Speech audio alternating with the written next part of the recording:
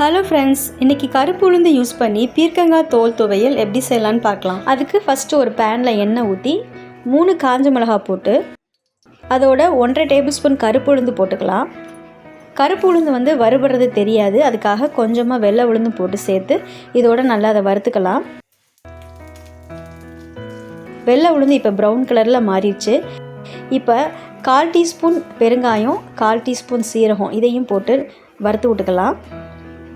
இதெல்லாம் நல்லா வறுபட்டதும் இதை தனியாக எடுத்து வச்சுக்கலாம்.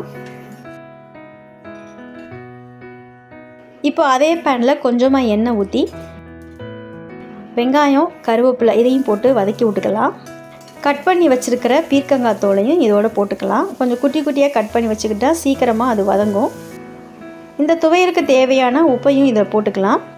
கொஞ்சமாக இதோட புளி சேர்த்துக்கலாம். எல்லாத்தையும் நல்லா கிளறி விட்டுட்டு பச்சை வாசனை போனதும் நம்ம ஏற்கனவே வறுத்து வச்சுருக்கிற உளுந்து, காஞ்ச மிளகாய் இதையும் இதோடு போட்டு ஒரு தடவை மிக்ஸ் பண்ணி விட்டுட்டு நல்லா ஆற விட்டுட்டு மிக்ஸி ஜாரில் போட்டு அரைச்சா சூப்பரான பீர்க்கங்காய் துவையல் ரெடி. நான் ஏற்கனவே நம்ம சேனலில் கடலைப்பருப்பு போட்டு பீர்க்கங்காய் தோல் துவையல் செஞ்சுருப்பேன். இந்த தடவை கருப்பு உளுந்து போட்டு செஞ்சு பார்த்தேன். டேஸ்ட்டு ரொம்ப சூப்பராக இருந்தது. அதனால தான் நான் உங்களோட ஷேர் பண்ணுறேன். இந்த வீடியோ பிடிச்சிருந்ததுன்னா லைக் பண்ணுங்கள், ஷேர் பண்ணுங்கள், சப்ஸ்கிரைப் பண்ணுங்கள். தேங்க்யூ.